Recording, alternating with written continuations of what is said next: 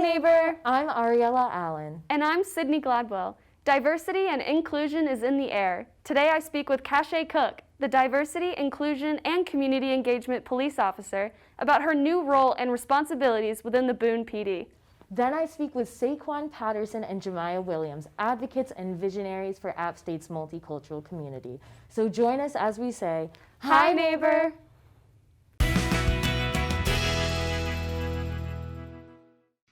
Hi neighbor, Sydney Gladwell here. Today I got to sit down with Cashae Cook, who is App State's new Diversity, Inclusion, and Community Engagement Officer. Stay tuned to learn more about her, about the role, and about what it means to App State's community. So to start off, would you mind telling us a little bit about why you decided to become a police officer and your experience in that capacity thus far? While in college, I started as a music major and then switched to criminal justice. Really enjoyed taking those classes. I originally thought about going to law school, and then that plan changed, but still wanted to do something in the criminal justice field. And the opportunity became available for me to join APD, which I have enjoyed very much. So I started out as a patrol officer, which I really enjoyed.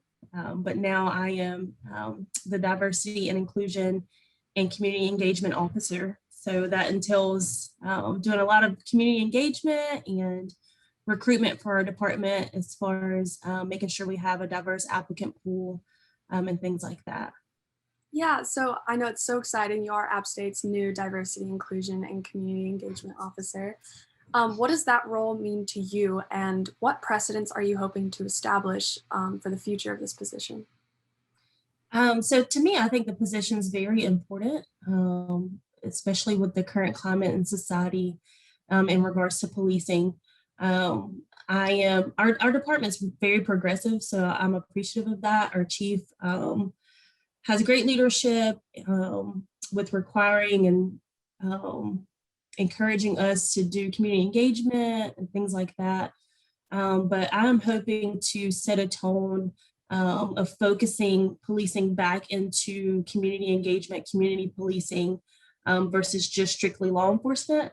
And our department does a great job with that. Our officers are all very involved with the community.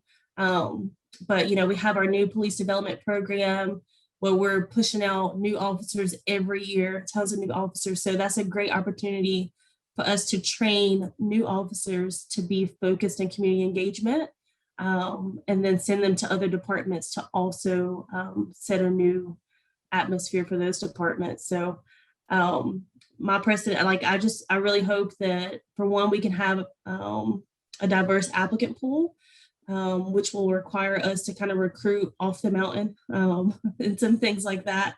But then just also the opportunity to train new officers that we have coming in and send them out to do the same work that we've started here. I'm really excited about that. Yeah, it sounds like it's going to go a lot well with you. But what does a typical day look like for you within this role? So I started back in February, and I've kind of been all over the place. I've got my hands in a lot of pots right now.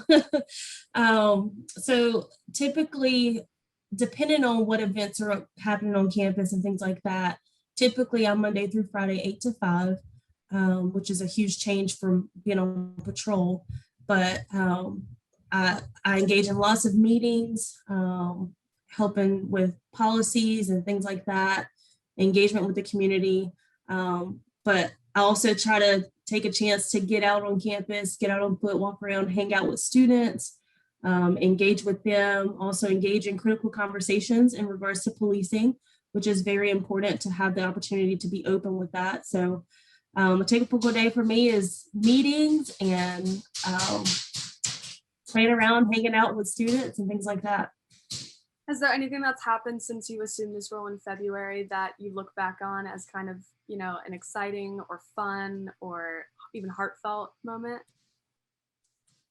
Well, I've had a lot of exciting moments and fun moments. Just, the spring break fling that Student Affairs did in Sanford Mall a couple weeks ago. I love that. I love doing stuff like that. But one of the just heartfelt moments for me in regards to that I've experienced so far is having students or people in our community who are not as law enforcement friendly, and being able to establish relationships with them, break down some barriers. And now it's to the point where they'll call me personally with questions or concerns or with something that may be going on. And I think that's just really awesome to kind of start creating a bridge and shift the mindset of how police can serve the community.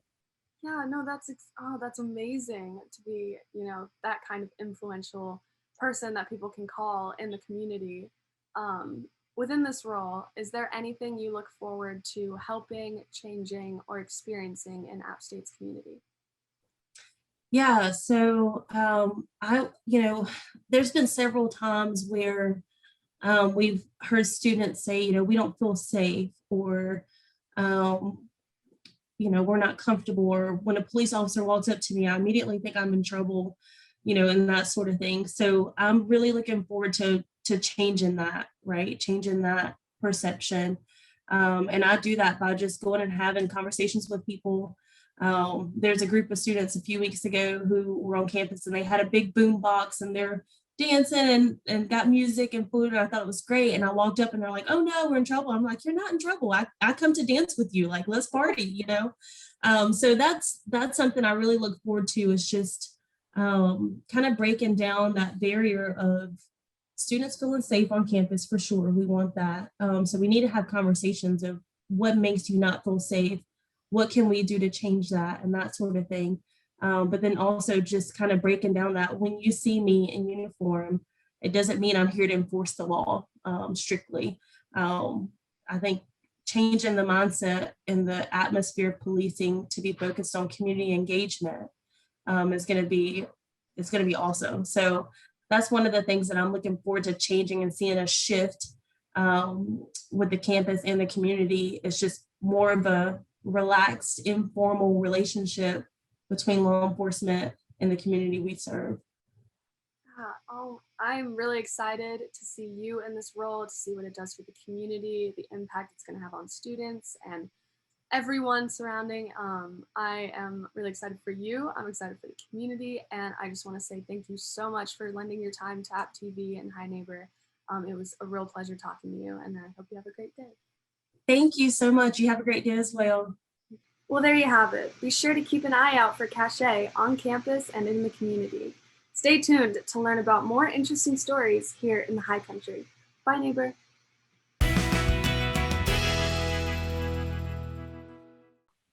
Hi, neighbor. Today, local advocate and visionary Jemiah Williams, who is a member of the Black Student Association, Queen and You, and a fellow member of the Chancellor's Student Advisory Board for Diversity and Recruitment, joins us to discuss the importance of multicultural organizations to our BIPOC communities.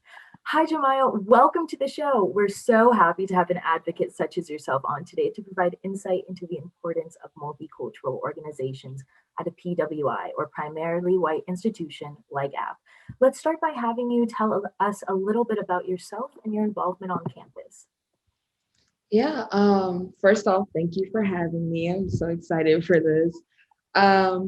I am a sophomore, major in sociology with the concentration in social inequalities. I also have a minor in psychology. I am also a member of, as you stated, Queen and You, BSA, and CSAB. And I work in the music building as an office assistant, so I'm pretty involved around campus. That sounds like you have such an amazing foot in the door in so many different places. So, drawing from your own experience and those as an advocate for multicultural organizations on campus, I'm sure you understand their importance better than anyone else. For those of us who aren't as enlightened, per se, could you just give us a little bit more insight into the importance of having them on campus for both BIPOC organizations and the High Country community at large? So having these organizations on campus, they're very important overall. For people of color, I think these organizations kind of create a unity within these communities of color and marginalized groups. which is very important, especially at going to an institution such as this. But I think that, yeah, they're very important for the unity and the connection of these communities and marginalized groups. They also encourage the overall cultural education for the entire high country or Appalachian community, which is very important because I think nowadays we don't really know much about other cultures outside of our own. And I think that a lot of issues that we have today, social problems, they can be solved with simply educating each other and understanding each other. So these organizations on campus, they not only bring together the marginalized groups, but they bring together the community as a whole by encouraging the education of different cultures and the knowledge and just overall like spirit of Appalachian. Wow, I really loved that point about cultural literacy. I completely agree with you. The best way to achieve that is by educating ourselves through the firsthand experiences of the people who know it the best. So, tying that in with your advocate background, I'm sure you've either organized or participated in events put on by APP's multicultural organizations. Can you think of any examples in which an organization hosted an event that helped amplify the voices of our BIPOC communities? If so, what organization is it and what was the event? Um, well, honestly, there's been a lot of like events that many multicultural organizations on campus have held. And so I can't really speak for all of them or because every single club they've done amazing by trying to get these events out. But one event that I specifically went to myself was probably last semester. The Black and App State organization, it's recently just been started this year, I would say, from my knowledge. But they had held many protests for, and for like speaking for justices and et cetera on campus. And I was fortunate enough to attend one of those.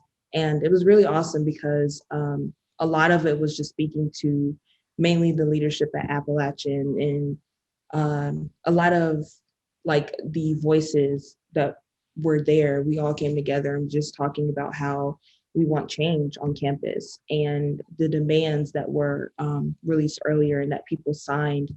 It was basically just talking about the implementation of those as well. So that was really awesome. Aside from like having our voices heard, I think it again encouraged the unity of the people there. So that was one of the events that I would say really showcase the voices on campus.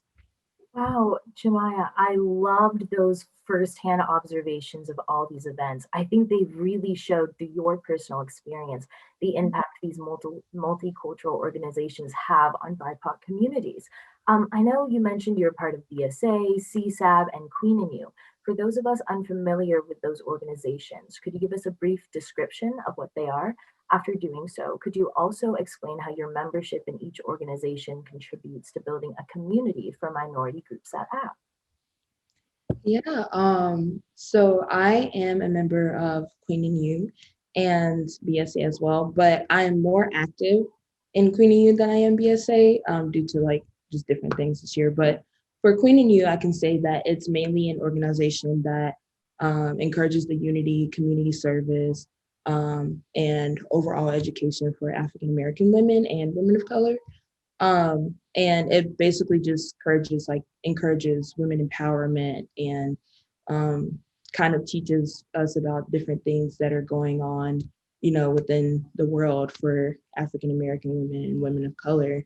It also helps those that are women of color coming up into college, like high schoolers, et cetera. And it helps the unity of those and the education of those individuals as well. BSA is more an organization that encourages the unity within the Black community on campus. It is honestly, it's amazing because it feels like one kind of big family thing, but it basically encourages the education and unity of African American students on campus, which is another amazing organization that people should get into. But as far as, sorry, could you repeat the last part of that question? Of course, no problem. I just said to paraphrase from earlier, after doing so, could you explain how those memberships or how those organizations contribute to building up apps minority communities? Oh, sorry. Yeah. Anyways, I think that the main, the main way that they do that is by encouraging these communities in the unity, because I think that unity is something that's really underrated. Like, I think that a lot of times we look at unity as just something that, is for comfort, but I think it's more than that. And so that's mainly what these organizations do. And they, create like a lot of events that encourage bonding and education and networking and all these different things that are really important to build these communities, considering that we are marginalized communities on campus and in the world as well. So. I absolutely loved that. And I think your experience in Queen and You really jumped out to me. And I loved every point you hit on talking about how that organization, if I heard that correctly, helps promote the education of Black women and women of color as a whole. Definitely something I know I myself will be looking into. So, as an advocate and a visionary, what are some changes you'd like to implement at app that would benefit our BIPOC community? So one of the main things that I feel that we need to work on as an Appalachian community is the advertisement and promotion of these organizations. I feel like a lot of times we promote or the other clubs and organizations on campus, but a lot of the multicultural, clubs, etc., they don't really have the outlet that some non or some other ones do. So I think that's one of the main things that we can do, because the more that we give them that outlet and the more that we spread the word about these organizations, the larger pool we can reach. And therefore we can start this transition of a more progressive app state.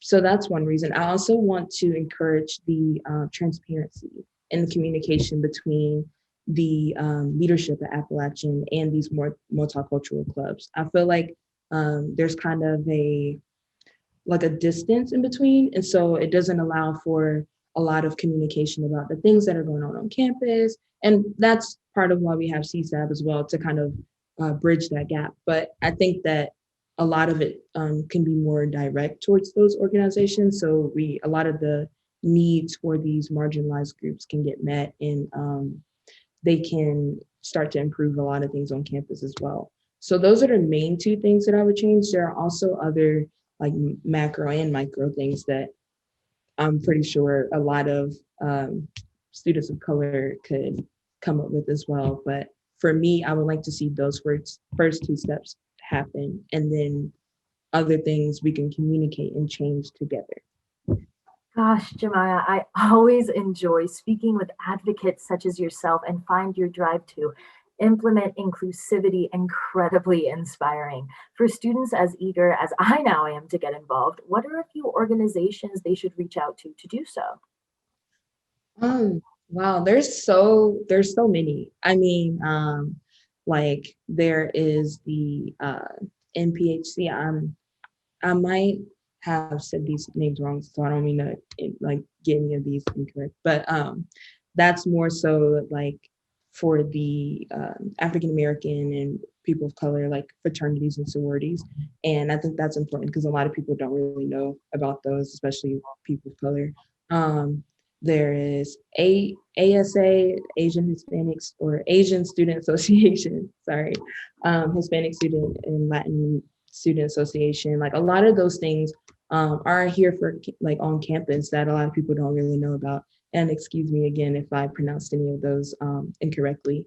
But a lot of those organizations, a lot of people don't know about. And so I think that that's something really interesting, aside from like Queen and You and BSA and like all those other ones as well. So. Jemiah, again, thank you for coming on the show today. Listening to you reiterate the importance of multicultural organizations and their impact on our BIPOC communities at a PWI-like app helps me rest assured that with visionaries like you in our communities, our multicultural organizations will be seen, their voices heard, and their changes implemented. Again, thanks to local advocate and visionary Jemiah Williams for coming on our show today. Until next time, bye, neighbor. Bye.